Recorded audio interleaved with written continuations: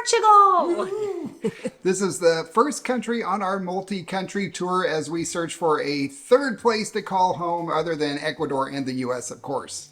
Portugal is also at the top of the list for a lot of viewers out there, so it seemed like a great place for us to start our adventure. This is the first of 3 videos that we have planned for Portugal before we head on to the next country. We'll show you a few tourist type things, but our main focus is going to be on what it's like to live in the places that we visit. Yeah, so hit that subscribe button if you're planning a move abroad and let us be your boots on the ground so we can help you decide what a good place to live might be for you.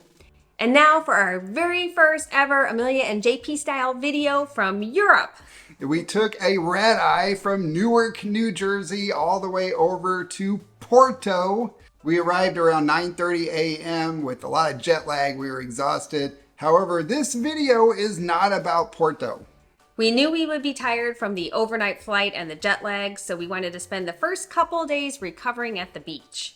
This is not the best time of year for a beach vacation in Portugal, but it was perfect for our first video because this area is a really popular place to live year-round. Matosinhos is located on the western side of the Porto metro area, and it has a lot going for it. There are a few things that we didn't really like about it, but we're going to talk about those a little bit later. So right now we're going to talk about the pros, starting with it felt very safe to us. Yeah, we walked all over the place and we never felt uncomfortable, not one single time. And we saw people from all ages walking along at all times, day and night. It's also super clean. We didn't see any trash laying around, and we're in Europe, so everybody smokes here. We didn't even see cigarette butts laying around on the street. They do have street cleaners out picking up the trash and keeping everything nice and tidy. So we were really impressed with how clean everything was. There was no litter anywhere. Yeah, and no dog poop either, like we sometimes see in Ecuador. Yeah, we did see a lot of dogs on the streets, but they were all on leashes and not wandering around on their own and walking themselves like they do in Ecuador.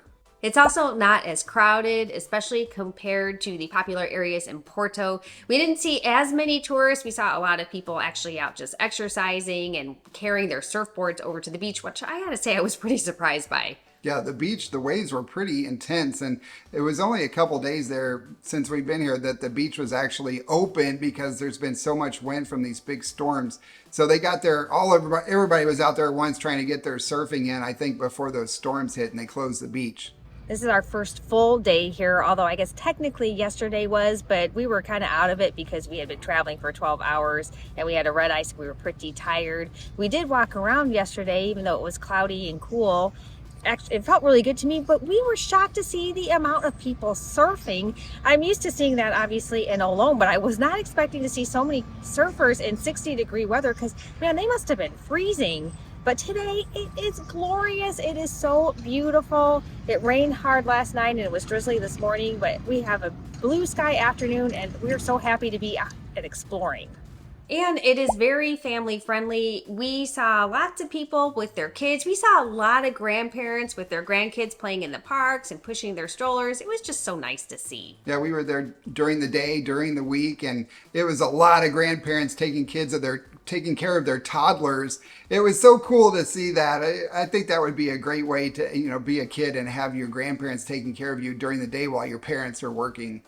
Matosinhos is also very walkable. It is a lot flatter in this part of the Porto metro. It is not as hilly.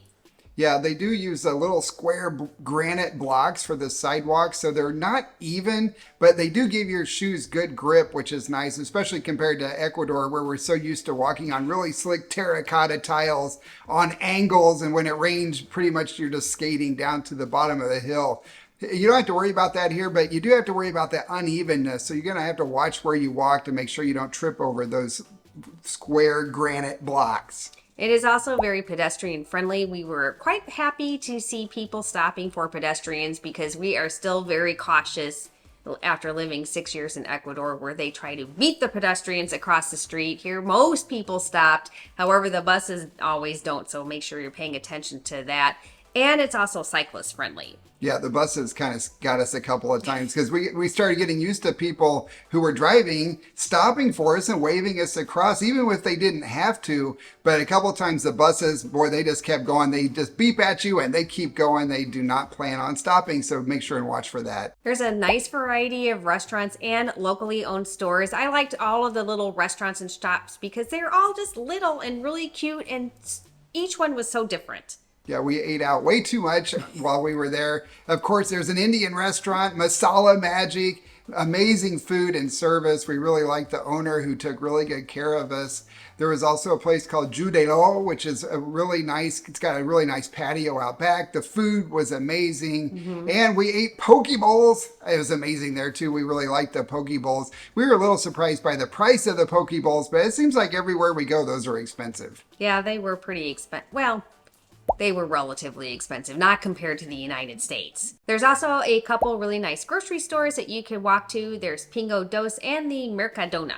Yeah, Pingo Doce is one of the main chains here in Portugal, and it's similar to like a Super Maxi in Ecuador or Safeway or Kroger's in the U.S. Not quite as big as those, but it had a large variety of food. And Mercadona was similar. It was a very big, felt like more of a box style store, but they had a really nice selection as well. There's a big mall that's not too far away. It would be kind of a long walk, so we took an Uber. It was about a 10-minute Uber ride. It's called Norte Shopping. It's a massive mall, super nice, tons of stores. And it was very crowded. We went on Sunday afternoon, and I was actually shocked by the amount of people there. But I get it because they had a whole area where your kids could go and play. And I mean, you could find everything in that mall. There was so much shopping, and there was a big grocery store in there too, and a lot of variety of food choices. So they had food court and then regular restaurants, and they even had live music. There are lots of outdoor activities in Matosinhos, including the beach. Of course, we've kind of already talked about that. If you're not much of a surfer, you can always play volleyball or football on the beach or play some frisbee. We saw pretty much everything. We just really liked walking along the beach on the sidewalk part of it, and we enjoyed a beautiful sunset. We also enjoyed a long walk in Parque de Ciudad do Porto. We also noticed that their language is a lot more expressive here. It sounds a lot like the Cuenca sing song, so we're having a hard time getting used to it. So we apologize for the pronunciation of your beautiful landmarks and city features, but we're doing our best. That park was gorgeous. I loved it. That was one of, I think, my favorite things about that whole area. You could just get lost in there for hours. And I was shocked to see chickens. I love chickens, and I love hearing them clucking around. And it was so gorgeous. And there were dogs out playing. Highly recommend going to that park. Did you find the map? Yes, this is a big park. We're relaxing from our walk in Parque da Cidade do Porto, which I had to listen to Google Translate say multiple times because Portuguese looks very similar to Spanish and I could read it pretty well. However, the pronunciation is quite a bit different. We are enjoying a very peaceful and relaxing day. Everybody is super nice to us. Most people that we've met speak English or Spanish, so we are able to communicate quite effectively. This area of Matosinhos, it's hard to pronounce because it doesn't look like it's pronounced, but this would be a great area to live. There's lots of housing developments. It's very walkable. There's parks, there's the beach, lots of shops and restaurants. Transportation in that area is really very easy. We did not see very many taxi cabs around other than dropping people off in that area. But if you want to hail a cab, that's going to be a challenge. However, they do have Uber. There is a metro line, the rail system that runs all the way into downtown Porto. The trolley is out there, and there were buses all over the place. So it's going to be really easy to get around the city from there. Or you could just walk like we did. We logged so many miles, or kilometers, as they say everywhere else in the world. Yeah, I think we walked, 8 miles the first day and 7 the second day? I think so. It's also really close to the airport. It's only 20 minutes away. That's one reason why I chose that place as our first starting spot, because I knew we were going to be exhausted from that red eye. And I would want to get to a hotel where I could check in early and we could take a nap and recover from the travel. So it's like halfway between the airport and downtown Porto. So it's a really nice place to go when you first arrive and get used to that jet lag. And now for the downsides. And the first is that we arrived during rainy season, and holy holy cow, was it rainy. It took the internet out. It's been raining a lot since we've been here. And in fact, they've had double the amount of rain that they normally get during October. So we've definitely got here at kind of the bad time. There's been a couple of big storms come in off the Atlantic. They actually went north and hit France and the UK, but we got kind of the tail end of it, and we got a lot of the wind and the rain. Thankfully, not nearly as bad as those countries got it, though. The housing is also a bit more expensive, especially compared to Ecuador. But, you know, you've got the beach here, and you're right in the Porto Metro, so you can expect to pay higher for a rent or if you want to buy a place. Yeah, and we stayed in the Sheraton Hotel. It was $120 a night for the 2 nights that we stayed there. It's kind of pricey. We did look, and there are Airbnbs available right in that same area for the $60 to $80 per night range. We looked on Idealista, which is kind of the European version of Craigslist for rentals, or Zillow, I guess. And you can find like studios and 1-bedrooms in the $800 to $1,000 range. If you want a 2-bedroom, you're looking at maybe $1,500 and up. 3 bedrooms are over $2,000 a month. So that's quite a bit more than we're used to paying in Ecuador, but still a whole lot cheaper than the United States right now. There's also not as many cultural activities in Matosinhos compared to the cultural center of Porto. So if you want to do more cultural activities, you're going to have to head into town, which isn't that far. It's only 20 minutes, but it's not a short walk across the street. And there's a lot of construction.